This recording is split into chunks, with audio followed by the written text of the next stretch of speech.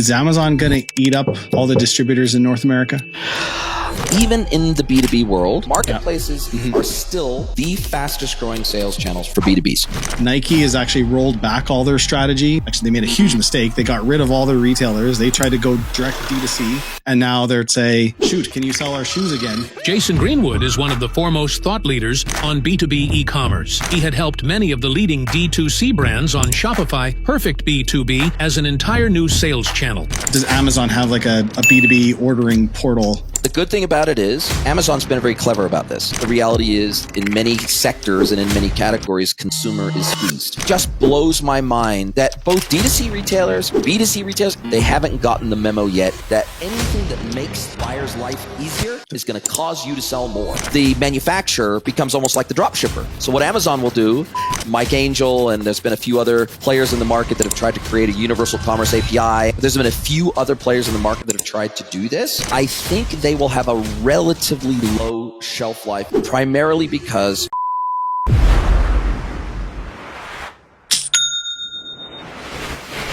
Jay, it's so good to have you on the show. The last time we chatted, you were in a tiny house. I was off grid. Off the grid. And now here you are. Look at you. You've grown up. You've purchased a home in Mexico. First house I've ever owned in my life at 50 years old. I actually bought it at 49. You own a piece of land in this world. It's crazy, man. I never would have thunk it, but it's it was a big deal to my wife. It was a big deal to my family. It was a big deal to lots of people to have some roots somewhere at some point in your life. Property never really appealed to me, but now that we actually have this house, I get it. I understand. Yeah. And the fact that we were able to pay cash for this place, no debt, no mortgage. I don't have a car payment. I don't have a credit card payment. I don't have a house payment. My cost of living is even less than what it was when I was in an off-grid tiny house in New Zealand, which is mind-blowing. Crazy. So side note, this is a promotional show for Mexico. If you want to be debt-free and own your property, move to Mexico. Loving it. Well, super good to see you again. I know we chatted a few years ago on a podcast, and so I feel like there's a lot. The world has changed also a ton since then. E-commerce has changed. It was the middle of COVID when we chatted last time. So it was wild. Crazy. It was crazy. Wild the last time we spoke. It was. I want to say that back at that point, and we did a pod swap, so you were on mine too, and I really appreciate that. It was like trying to drink out of the proverbial fire hose during COVID. If you worked in this industry, and we all, at least for me, I tried to keep it a little bit under the radar, tried to keep it a little bit quiet, because there was a lot of my friends that lost their jobs, lost their businesses, lost their houses. It was tough for a lot of people in a lot of industries. And the last thing you want to do is go to a dinner party with some friends and say, oh, by the way, everything's freaking great for me, and I'm busier than I've ever been, and I'm taking on customers left, right, and center, because you sound like a prick, right? And so if you worked in our industry and you were able to work from home, which we all were, and at the very, very beginning of COVID, every project, because I was still running an agency and building an agency at that point, and every project, when we went into our first lockdown in New Zealand, every project we had on stopped. Every single client, because they didn't know what the hell was going to happen. They had no idea. But then within less than 4 to 6 weeks, not only were all those projects back on again, but so were about 10 more, because everybody realized, oh my God, everybody's going to have to be buying from home. It's all got to be online. And we're just not ready to deal with 90% of our revenue moving online. And so it was literally trying to drink out of a fire hose, but it was wild in the best possible way. But from a personal perspective, in terms of being locked down and being in your house, not being able to go more than 15 kilometers from your house, and it was wild. It was wild during that time. Crazy. And then 22 hit, where then it flipped back again, and everyone shut down all their budgets and started laying off everyone. And it's like, what a wild. But the one thing, I think we got whiplash. Yeah, exactly. We did. We 100% did, right? Like, everyone overinvested in e-commerce. They thought, well, the world's going all e-commerce and every retail store is meaningless, which obviously retail has come back, and that's not the case at all. But yes, we swung too far. I would agree. The one thing, though, I would say that hasn't changed is the last time we chatted, you were passionate about B2B, and you're still passionate about B2B. And that's why I'm having you on this show, Jay. I think, well, first of all, right now, there's probably some listeners This is a Shopify podcast, and people are going, what the heck? B2B? Why is this guy on the show? I'm a D2C brand. What say you to those listeners? I think if you are a D2C brand today, it's worth pointing out that the D2C darlings that arose during COVID, for example, Allbirds and a few others, they're on the ropes. Allbirds' share price is 99% down from its IPO price. Casper, Peloton, Casper, 8 Sleep, all of the majors that were like the D2C darlings. Such a good point. Really struggled, right? Yeah. And the reality is, if those brands that had hundreds of millions of dollars worth of investment poured into them are struggling as a pure play D2C brand, what about other D2C brands that are bootstrapped and are trying to build a name brand for themselves and are trying to own all the channels that they sell into? It's a big ask, especially with high and rising CAC. Operational costs are high and rising, freight costs high and rising, staffing costs high and rising. Inflation is still through the roof. I don't care what anybody says. All you got to do is walk down to the supermarket. You'll know that inflation hasn't gone away. It's still rising. If you pay people like you do, and people pay me for my work, we all know that inflation is still going up. Yep. And the reality is that in many sectors and in many categories, consumer is squeezed. And we know that, some categories are doing super well. The essentials categories, they're doing super well. And people that have been able to pivot and bring out lower priced ranges and options and bundles have been able to do very well. Whereas other businesses that have always had compressed margins and challenging margins are really, really struggling to survive.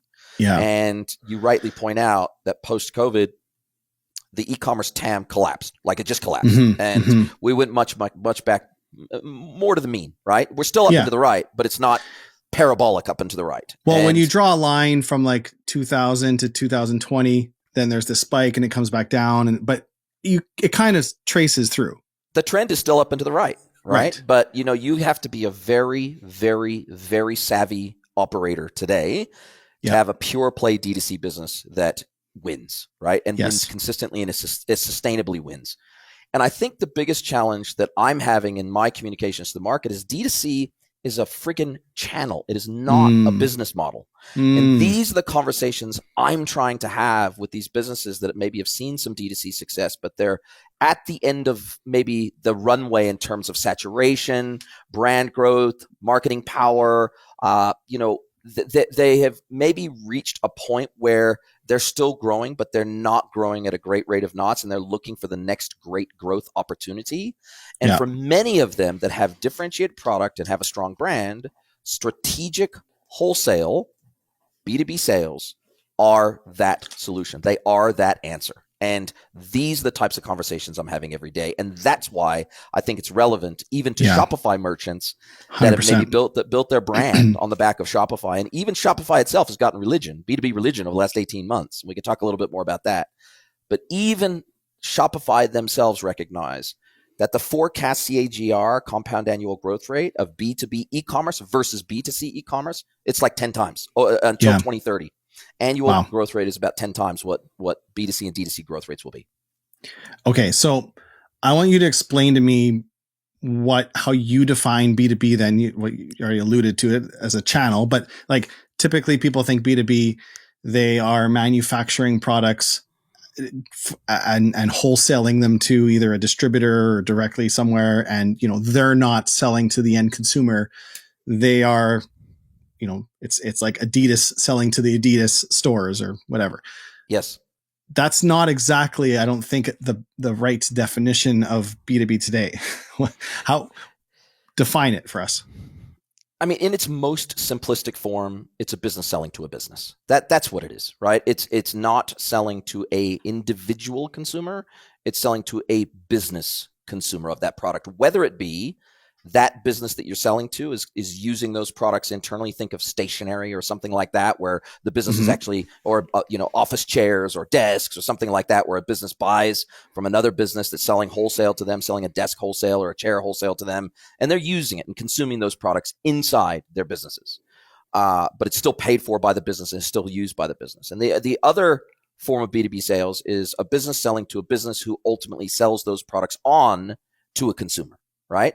So what we're talking about is we're talking about manufacturers, wholesalers, and distributors, and they oftentimes will play in more than one pot, right? And so when we think of the modern day distributor, or the modern day manufacturer, very rarely is that all they do. So for example, the modern day manufacturers in a specific category or vertical, they might manufacture 20, 30% of their catalog, but then they might be a distributor of 60, 70% of their catalog. Or they may not even hold stock of that 60 or 70% that they don't sell directly, but they will effectively drop ship. They'll send those orders on to the supplier, and then those will be fulfilled alongside the products they manufacture.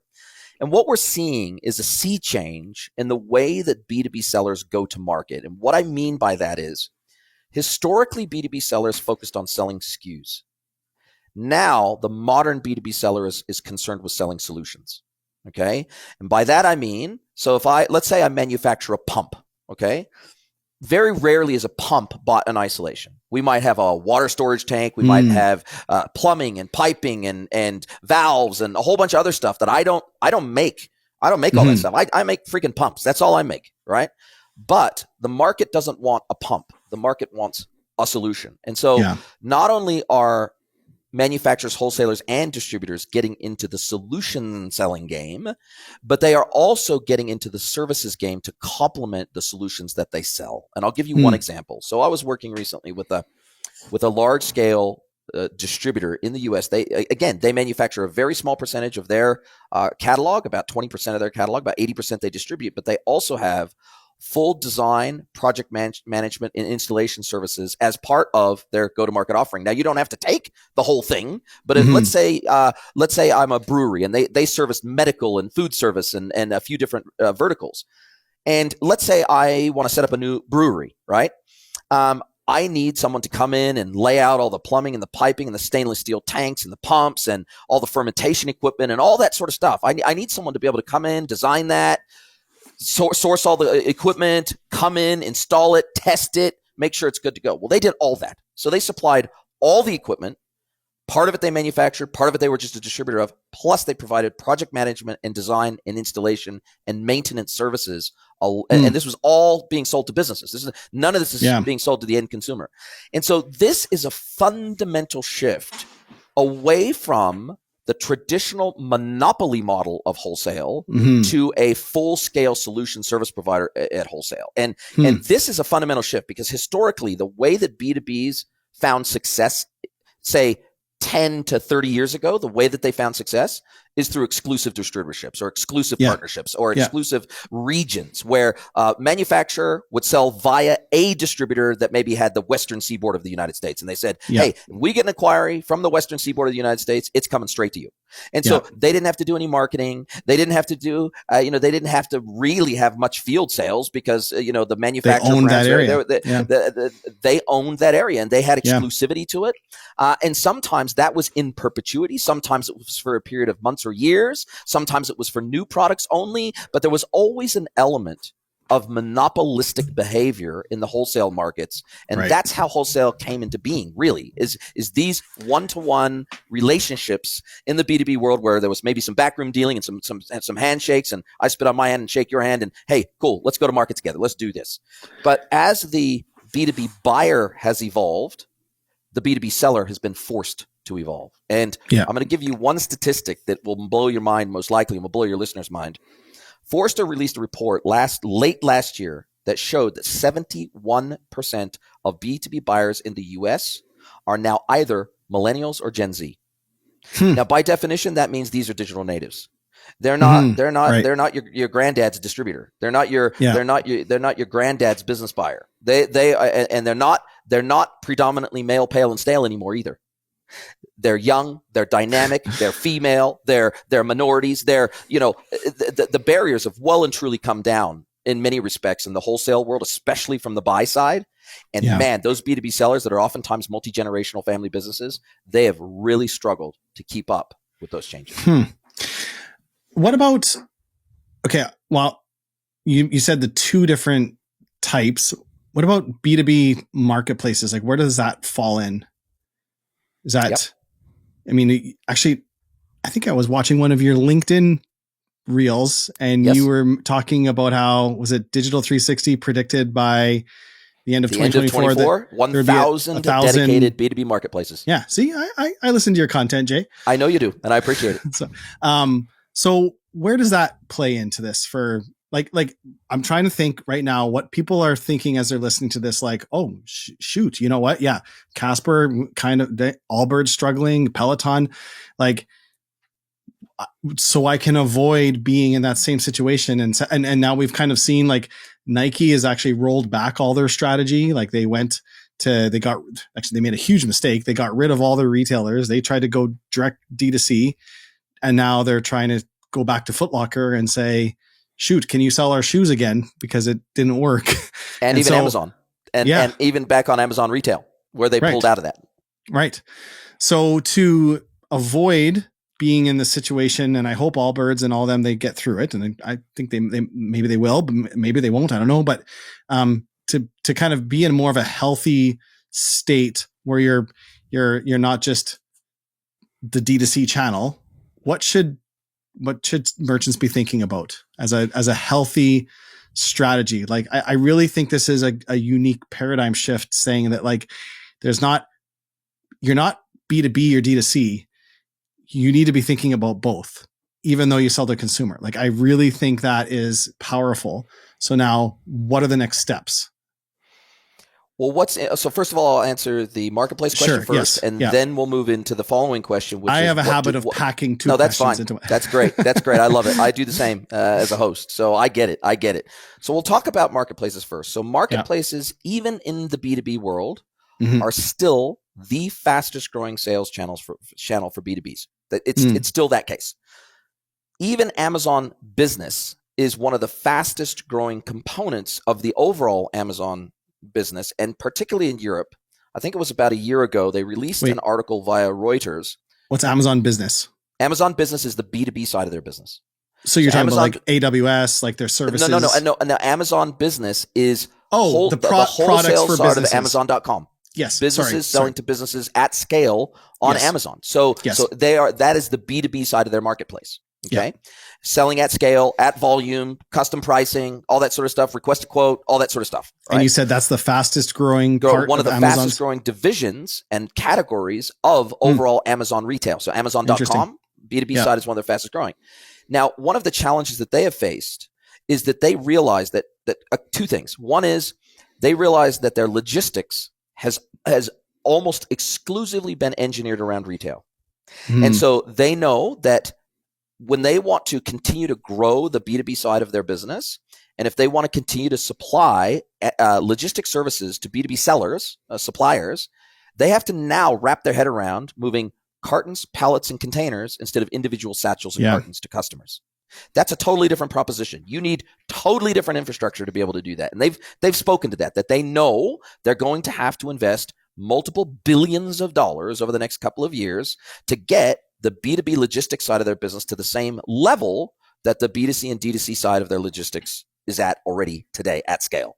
Yeah. 2, they have called out the fact that outside of the US, they're pretty well covered in the United States, but they have called out the fact that outside of the US, they are very, very light in most B2B categories, meaning they don't have relationships with most of the major category suppliers outside of the United States. And they realize that's a weakness. So I can't go, if I'm in Italy, for example, or if I'm in the UK right now, I can't go. If I'm in the US, I can. But if I'm in one of those countries, I can't go to Amazon and kit out almost my entire business through Amazon. I can't do that because they're too light in too many categories from a B2B perspective. So they have said that they have a whole team dedicated to growing how many categories they can service from a B2B perspective. They're going out and they're talking to manufacturers, wholesalers, and distributors to try to onboard them into the platform so that they can take over more and more categories from a B2B perspective. So that's the first thing.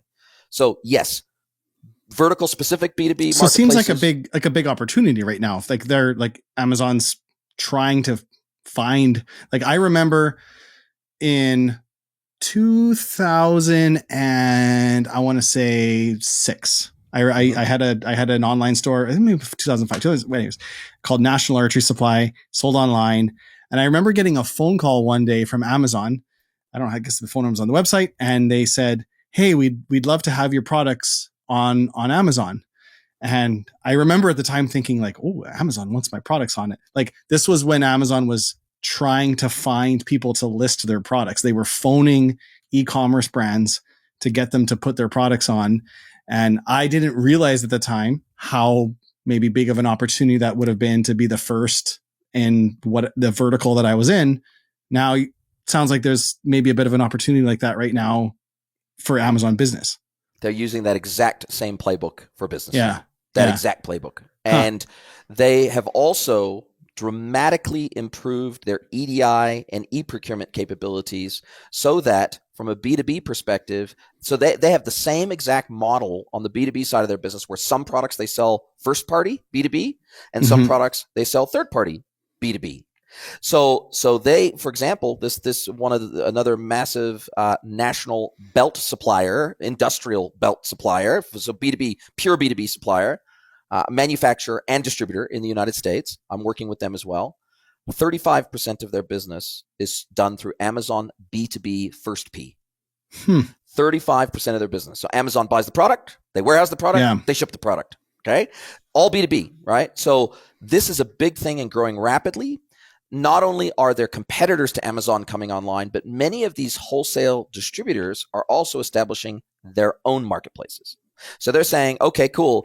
It's easier for us to onboard products into our catalog as a marketplace than it is to actually buy them in, hold the products in our warehouses, ship them out, have all the products and all the product information in our ERP, our PIM system, all the other systems we need to be able to sell these products. No, maybe 25% of our catalog will be the merchant of record, and 75% of our catalog, we're just going to create our own marketplace, which is why you see most of the major dedicated B2B e-commerce platforms also have a marketplace module, because this is becoming a common channel for these B2B sellers to establish for themselves. And they are just one supplier on their own marketplace, whereas they have hundreds of suppliers that they can onboard very quickly.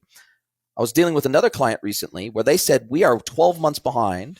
So they didn't have a marketplace, their own marketplace. They warehoused all their own product and sold it into the market. They said we are 12 months behind onboarding. They were a distributor. And they said we're 12 months behind onboarding new brands into our business because we have to collate all the information. We have to get the images, the descriptions. We have to get all the attributes. We have to get the actual product into our warehouse. We have to do all this stuff. And when you're talking some distributors, and this is very common in the distribution world, maybe in retail you might have 50,000 SKUs if you're a reasonable size, retailer like that. That's even in fast fashion, like that's a lot of SKUs. Yeah. In the distribution world, a 1 million SKU catalog is common. A 2 million SKU catalog is common. A 5 million SKU catalog is common. So trying to get all that stuff onboarded into your system is really difficult outside of a marketplace model, where then the suppliers are responsible for getting all that information into your system, and you're not the seller of record. It doesn't even have to be in your ERP. All you're doing is taking a cut of every sale that comes through your platform. So that is why this is becoming so popular. Now, next steps. Your next question was next steps. I'm a DTC brand. I feel like I'm tapped out. I feel like I'm, hamstrung on my growth because CAC is high and rising. I feel like I've innovated as much as I can on my product. I feel like I've built a bit of a moat around my brand. I feel like I've got a unique product and a unique name and a unique position in the market, a unique price. I feel like I'm unique. Great. How do I explore wholesale? Well, what's interesting is probably greater than 80% of the D2C brands that come to me and say, Jason, I know I need to do this wholesale thing. I know I need to de-risk my business, but I do not know what to do. I do not know where even to start this wholesale thing, right? So one of the first things we do is we look at their sales database, and we look at things where 99% of the time when we examine their sales and we put it through an analytics engine, or we just export it to CSV and we start looking at it, we'll find that they probably already have some wholesale customers, meaning they've got customers that are buying at scale through them, bulk, buying 10 items, 20 items at a time, and reselling it at a flea market, or reselling it on their own website, or reselling it through a marketplace, or whatever it is, especially for hot in-demand items. And this has been happening in the sneaker world with sneakerheads forever. They'll wait in line at the Nike store at 4 a.m. for a new drop. They'll go in and they'll get 20 pairs, and then they'll sell them out out of the back of their car, or online, or through Whatnot, or whatever it is. They'll sell through whatever channel. That's a wholesale customer, even if you don't recognize that they're a wholesale customer. Or some of these D2C brands are already dipping their toes in wholesale waters by simply giving their best customers, their bulk buy customers, like a coupon code. Cool. Use this coupon code every time you log in. You're going to get 10% off your order, 20% off your order, whatever it is. But that is what I would call a test and prove the market approach. It's not scalable, and it's not easy to manage, and it bastardizes the analytics of your retail storefront. Right. Because it screws up your CAC, it screws up your basically it screws up all your analytics when you mix and you blend your wholesale sales and your retail sales through the same exact storefront. So what we want to do is we want to have a dedicated B2B storefront, and we want to run, and we want to actually have price lists. We want to have formal relationships with these buyers, because oftentimes these buyers will have more than one buyer under the same organization, and they're responsible for different categories, etc. And so we want to formalize this relationship, and we want to give them credit. For example, instead of having to pay with credit card every time, we want to give them 30, 60, 90-day terms. I was working with another distributor of wholesale fabrics down in New Zealand. Their unique selling proposition, they were 100% B2B. They sold to retail stores that took the fabric, made clothes out of it, and then sold it to customers. And they serviced the whole of the Pacific Islands. So they were making, they were selling fabric for sarongs and all sorts of tribal patterns and all that sort of stuff. And they were selling, they're selling hundreds and hundreds of meters at a time to these clothing makers and local manufacturers, who then sold via retail. Yeah. And their unique value proposition, funnily enough, had nothing to do with price, had nothing to do really with range, because there was a few competitors that had similar things. It was the fact that they gave 120-day interest-free terms 100%. To their B2B customers. Yeah. And the reason why that was so beneficial to their customers is because it was roughly a 120-day cycle between the time they got the fabric and the time that they made the clothes, the time they got them into retail, and the time that they got the money in to be able to pay the supplier of the fabric. And so they didn't have to discount. They were a wholesaler, so they already had pretty good prices, but they never needed to gut their pricing. They always had great margins, because the service that they provided was the breadth of range combined with the days of credit that they provided for free to their customers. So they just bundled that into their cost structure as a business. They factored that in. And so in the B2B world, you have the art of the deal becomes really important in the B2B world. And it's the totality of your offer to the market that makes the difference, not your price on any individual. Yeah. I mean, I grew up in a archery store. My family ran a retail archery pro shop range, everything. And I remember we used to always go to the archery show, and usually it was like February, and we would book our orders for the year, and we had what was called fall dating. So it would be, we didn't have to pay for the bows until the end of August or the end of September. And we would get all of our inventory at the beginning of the year and fill up our shelves and make the store look awesome. And then some would offer like scheduled payments. Some would be fall dating.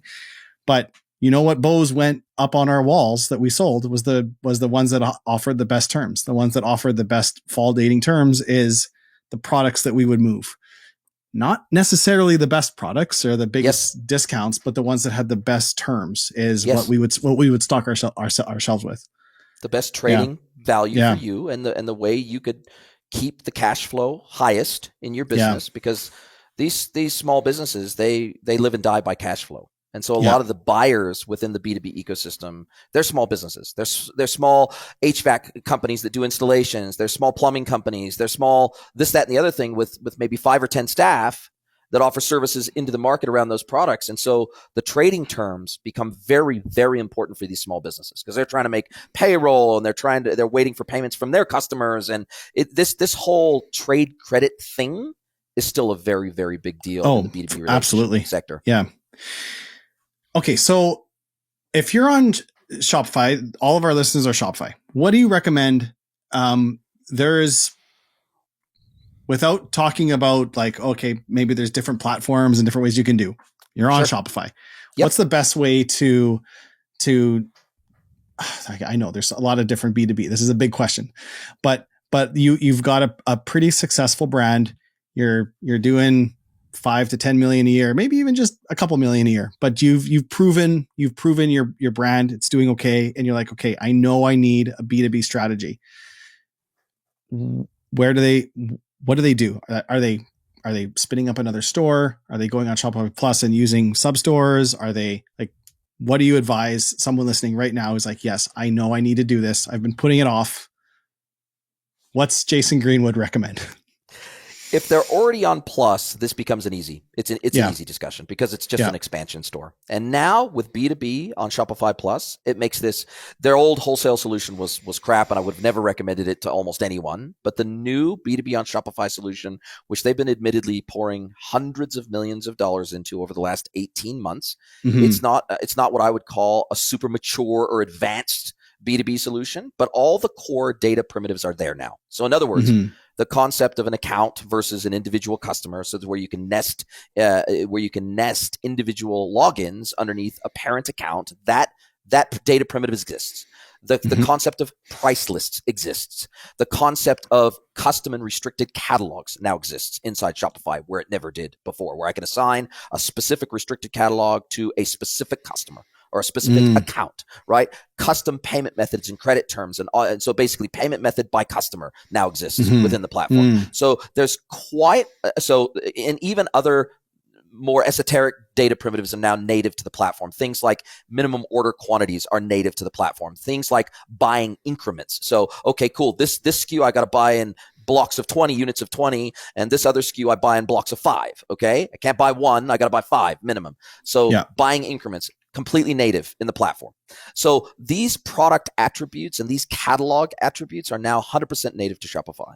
So what Shopify doesn't yet have are pretty common things like quote management, things like shopping lists that are pre-approved, buying hierarchies where inside the buying organization, I've got a junior buyer, a senior buyer, and a procurement manager where when I place an order, it's actually got to go to my procurement manager to approve before the purchase can go through. So there's a number of different things that Shopify didn't have, but there was another major thing that they just released in their latest editions, which was populate cart by CSV upload. So this is a very common thing in the B2B world. Carts have 50 to 100 lines in them routinely, 1,000 units routinely in the cart, right? You don't want to have to search, browse, add to cart individually 50 items. That'd take forever. So a lot of these guys will have a PO, a purchase order on the buy side, and they've got in a spreadsheet, and they want to just upload that to Shopify, populate the cart, and boom, in one hit, they check out and job done. Right?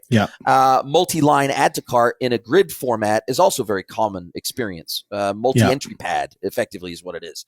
That's coming to Shopify. So Shopify gets it, and they know that they're playing catch up in a massive way, but they know that the enterprise growth opportunity in B2B is much bigger than in B2C.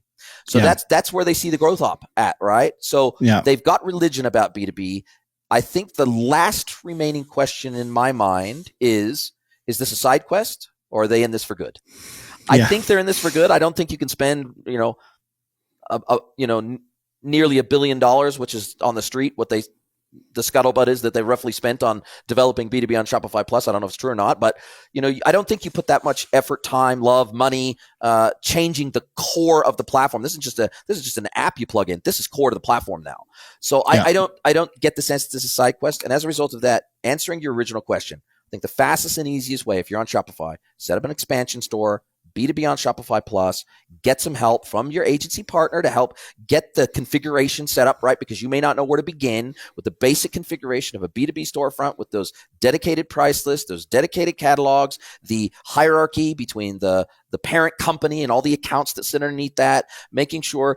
But the reality is that a lot of this stuff is so simple to configure in the Shopify backend that if you're even remotely tech savvy, it might take you a couple of days, but the help documentation around this in Shopify is so damn good that probably the biggest challenge that most of these people will face is, what do we do for our back office?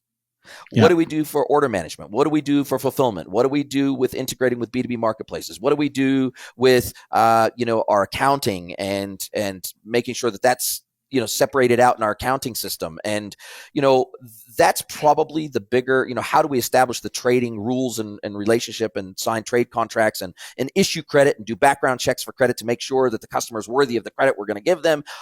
The operational side of their B2B side of their business is probably going to be much harder than getting the selling channel set up on Shopify, because Shopify's got all the basics there to get up and running quickly. It's what do we integrate with on the back end to make this a smooth experience for our B2B customers. But for B2B customers, D2C customers that already have a robust back end, if you're running NetSuite on the back end, or they're running, let's say they're running NetSuite, PeopleVox, and, Klaviyo or Yotpo or something like that. The reality is your B2B operations from a commerce perspective are probably going to be a lot simpler, because you're not going to have a loyalty system. You're probably not necessarily going to have a reviews platform. You're not necessarily going to have a standard marketing automation platform, because those marketing automation platforms don't work great for B2B anyway. You're not going to necessarily have a CDP at play. You might have a CRM at play, but the system stack that you're going to need in terms of apps that plug into your B2B store it's a lot simpler, right? Yeah.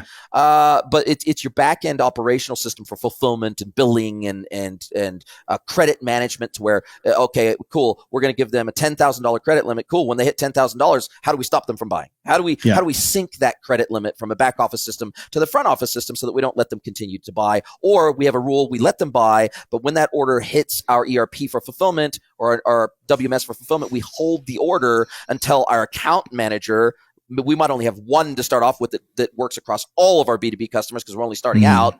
Are they going to call them and say, Joe, you've reached your $10,000 credit, and we need you to pay that down, and then we can release this order, right? Or do you want to give me a credit card over the phone, and I'll take that payment, and I'll pay your credit account down? So it's more about operational readiness probably than it is even technical readiness from the start. Yeah.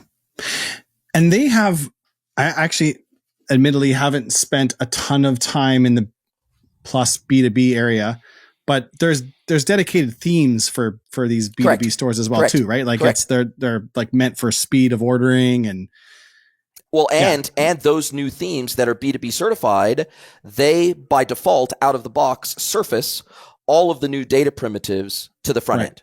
So for example, if I want to show the MOQ of a product, I want to show the buying increment of a product, and I want to enforce that on the PDP, for example, the theme has to pull that data from the back end as the product attribute, and it has to enforce that on the front end effectively through JavaScript. And so these themes that are B2B ready, they enforce everything you configure in the back end, and they visually surface that to the customer on the front end. Yeah. Seems like a good space for theme developers to get in if Shopify is investing in it, right? Yeah. I think it's a huge opportunity. I want to go back a little bit to the Amazon business question. I wrote down a question when we were talking about that. So is Amazon acting as a distributor? Yes. So 100% they are. Brands can have their products stored at Amazon Business in pallet loads and whatever. They're still, do they give their dealers a login to order through Amazon, or is that coming through their Shopify store and then pushing to Amazon, like just for the distributor fulfillment? Or does Amazon have like a B2B ordering portal? The good thing about it is Amazon's been very clever about this. So for the B2B buyer, when the experience is 100% unified, you'll never know that you are buying off of Amazon Business. You'll never know that. You'll find a product that I might be buying in bulk when I'm searching on Amazon, and I'm buying a product in bulk. It might be surfaced to me, like let's say I'm buying printer paper or something like that, or I'm buying a electrical box or something like that, and I want to buy like 50 units of those. They'll show to you the quantity breaks, for example, just right on the PDP of that product. Okay, but that's someone just finding by product. Like, correct. Here's my question. Like, let's say I sell shoes, and I want to sell B2B. I want to sell to dealers. Yes. So I sign up for Amazon Business. Are they buying them from me, or is it more like Amazon Fulfillment where I just pay to have them in their warehouse? They do. They offer both models. Both services. They offer both services, and they will both on the buy side and the sell side. They will both buy via EDI, e-procurement, whatever, however the supplier wants to get that catalog information to them. They've got that ability. So instead of me having to manually log into Seller Central, because when I'm working with Amazon in a B2B perspective, I'm logging into Vendor Central, not Seller Central, because I'm a vendor. Okay. So let me just finish. So on the other side of the equation, when they're selling, if I want to buy via Amazon via e-procurement, they also offer that available in. So let's say I'm a buyer, I'm a B2B buyer, and I want to connect to Amazon, and I want to pull down their B2B catalog into my e-procurement system to make a transaction without having to log into Amazon.com and to make that transaction. They also facilitate that too. Okay. And then does the manufacturer have control over who's allowed to order? No. I want to approve dealers. Let's say my shoes. This was the case with archery. For certain bows, you had to have a range. You had to have a workshop, like it was called a bow press, where you could string it and the whole thing. You have to have certified stuff to sell certain bows, and so I can see there being cases where maybe my shoes are a high-end shoe. I want to pick who's allowed to buy them. Can I use Amazon's distribution service, but I still manually pick? I have my 75 dealers, but they're ordering them through Amazon, or once it's on Amazon, it's open. Once it's on Amazon, it's open. But what you can do is you can use fulfillment by Amazon just for the fulfillment service. Even for B2B.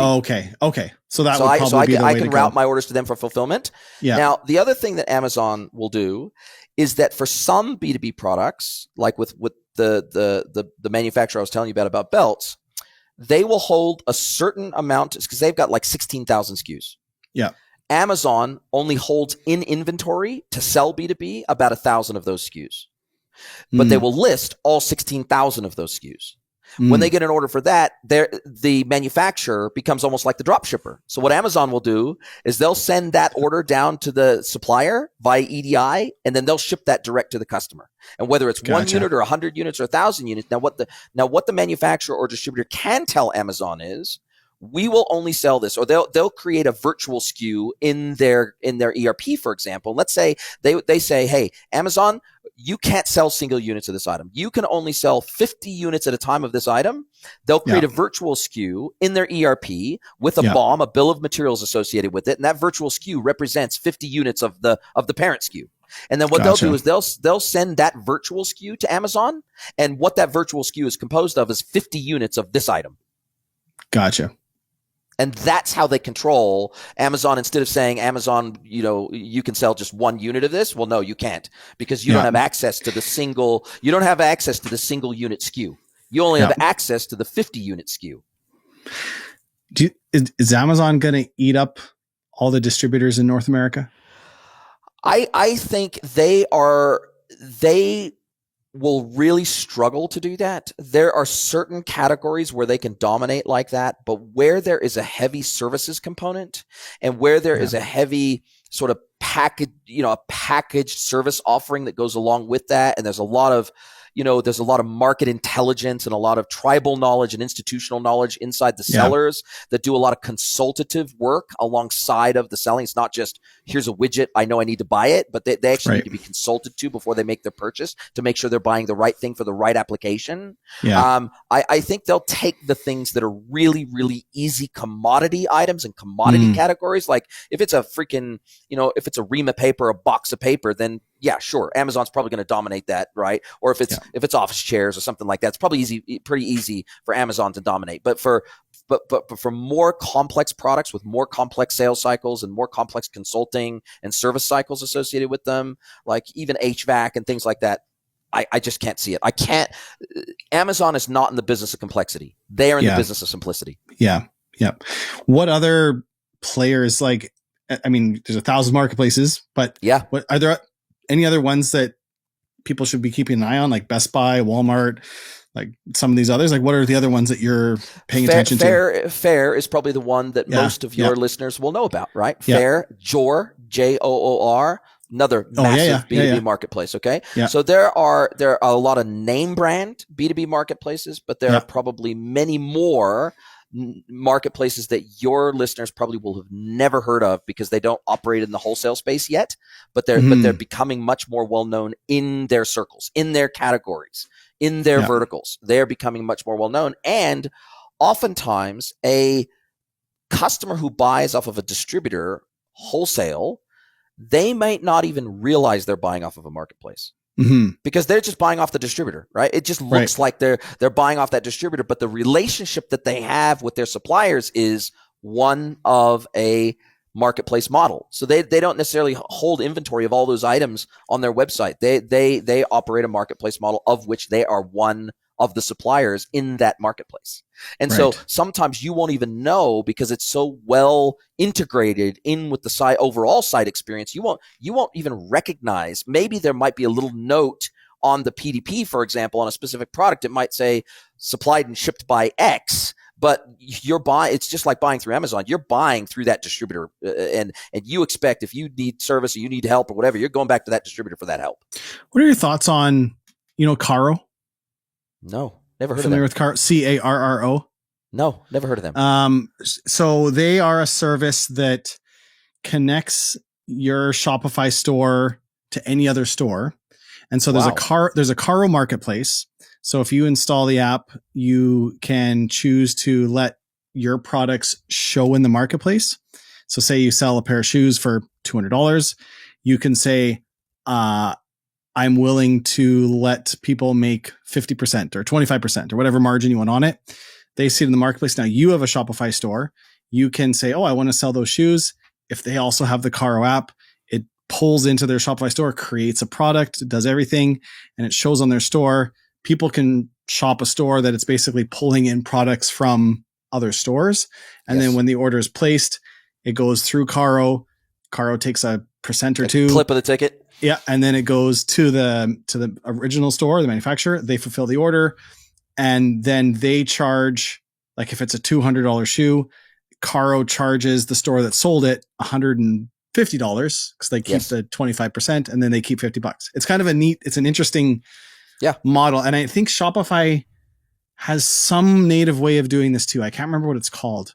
Yes, they do, and they bought a company that was providing it's a marketplace. It's a network driven marketplace, right? Is effectively what it is. And you could potentially, in that model, have a store where none of the products you sell are yours that you fulfill directly. 100%. Yes. You can populate it with a bunch of other people's products. Now, I think that, and Carded and Mike Angel, and there's been a few other players in the market that have tried to create a universal commerce API off of this network of Shopify stores. So this is not, I've never heard of this specific company you're talking about, but there's been a few other players in the market that have tried to do this.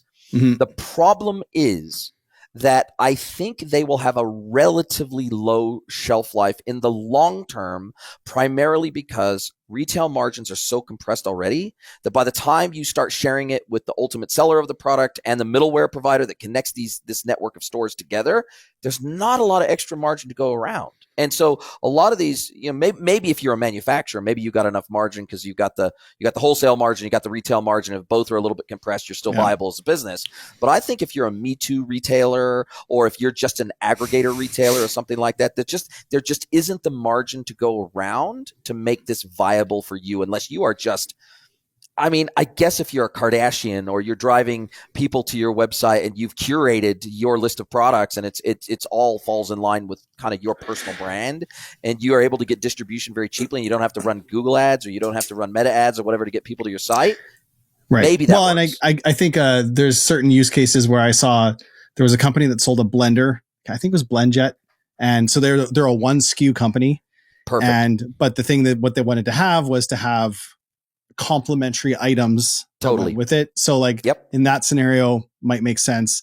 And even though it's only 25% margin, it's zero extra cost, and they're not fulfilling. For them. There's no lift for them. It's just adding AOV to the traffic that they're already servicing. Right. So what I would want to be able to do in that scenario is I would want to be able to create bundles. I don't know if that's possible with this scenario where I can say, okay, cool.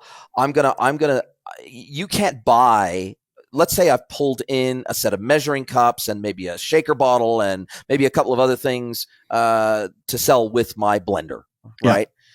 I don't want to sell those individual SKUs because I don't want people to be able to compare individual SKUs from my site to somebody else's site. True. So, and this is a lesson we can take out of the B2B playbook. Mm-hmm. So in the B2B playbook, again, going back to this idea of instead of selling SKUs, we're selling solutions. Mm-hmm. And I get so frustrated when I go to Amazon and I've got to pull 5-6 different items together to get a package for a solution that I want, even at my house. For my my Weber, which I buy the Weber branded barbecue, which I did, but then I need these 15 other things. I need the gas bottle, I need the cover, I need the grill grate, I need there's this whole I needed a whole bunch of barbecue utensils because I just moved here to Mexico and I didn't have those anymore. I needed a bundle of like 10 things. Yeah, and all they can fit is 2 in the frequently bought together box, right? Exactly. And I'm just going, the fact that Weber themselves or somebody else who is an authorized retailer or reseller of the Weber products, why they didn't do like just an all-in-one bundle where, and I had to then do the research on, will this cover actually fit the model that I'm buying? And does the valve on the tank actually work with the custom fitting that Weber has on the freaking barbecues? And I had to go to a forum and say, yes, this will work as long as it's labeled QCC. And it took me like an hour to populate my cart with all the things I wanted, right? Well, Amazon should have made that easier, or a seller on Amazon should have made that easier for me, right? There is so much money to be made if you're willing to bundle things together. So much money is on the table right now. I experience this on a daily basis. Well, and it's crazy. Why does my air filter? I've got a whole house air filter that plugs into the wall here because we live close to a volcano, and I need that. Like the seller on Amazon that sold that Coway air filter. Why didn't they do bundles with like a year's worth of filter cartridges? Why didn't they do a combination of an air filter with a whole house fan to circulate that filtered air around my house? There's probably the amount and types of bundles you can do are almost innumerable. And it just blows my mind that both D2C retailers, B2C retailers, and B2B suppliers, for that example, they haven't gotten the memo yet that anything that makes the buyer's life easier is going to cause you to sell more. Yeah, 100%. Jay, we're getting close on time here. I feel like we could talk about this forever. This is like, I'm going to definitely have you back on because, if I know how urgent the focus on B2B is right now, I feel like in the next couple of years, it's going to be even more so. Like if you're not paying attention now, you're going to get left somewhat in the dust in the next few years. And so I think what you're preaching is important. And I hope people listening don't say, I'm not B2B, because I think what you said at the beginning of the show really struck me. Like B2B is not a business model. It's a channel and everyone should be thinking about it. And like, to me, that was like, if that one snippet is all people take away from it, like that's so much more, but like, that's so valuable. What can you leave us with one kind of thought, to Shopify stores on the importance of thinking about their B2B strategy? Any advice, just anything you want to leave us with on this topic? I would say that my one piece of advice, if you're looking at dipping your toe in the B2B waters, keep a very, very tight leash on the proliferation of price levels. Don't get caught in the trap of thinking every single one of your B2B customers needs a custom catalog, custom pricing on every SKU, that you have to negotiate absolutely everything, because that rapidly becomes unsustainable from a maintenance perspective. It rapidly becomes unsustainable from a forecasting and modeling perspective when I change prices. And if I've negotiated on just this one SKU, then am I going to remember to manually update that one SKU's price when I make a wholesale change to the rest of my catalog and I add 3% to everything in my catalog? Am I remember to update that one thing? So I would say stick to the simplest wholesale pricing model you can. And if that's only 3 tiers, a 5%, a 10%, and a 20% discount, and that's based on rolling annual spend, and you automatically progress between the tiers depending on what your trailing 12-month spend is, then great, awesome. Just don't get caught in the trap of totally unsustainable pricing models at wholesale, because that becomes an absolute maintenance nightmare. I can tell you that for sure. Yeah, that's great advice. Jay, where can people find you? Everywhere they Google my name, but I know LinkedIn. LinkedIn is the platform you're most active on, right? Yeah, it is. It is definitely from a social perspective. Yeah. They can go and check out the E-commerce Edge podcast everywhere, including YouTube and Rumble and everywhere else. But yeah, just connect up with me on LinkedIn. I love connecting with people there. I love sharing my insights there, videos, long form content. And then if you're thinking about getting in the B2B world, go and check out the B2B E-commerce Association. A professional membership, I think, is only like $400 a year. You can join the community. You can get some education. You can take the level 1 course for free once you're a member, which awesome. is put on by the amazing Justin King. So there are resources out there. You just become part of the community and learn before you try to earn. Yeah. I will put links to all of that in the show notes. And I do know you love connecting with people because I think you're connected to 33,000 of them on LinkedIn. So I am. Jay, thank you so much. This has been fantastic. Thank you for coming on. My pleasure. Thank you for hosting me, and I can't wait to do it again soon.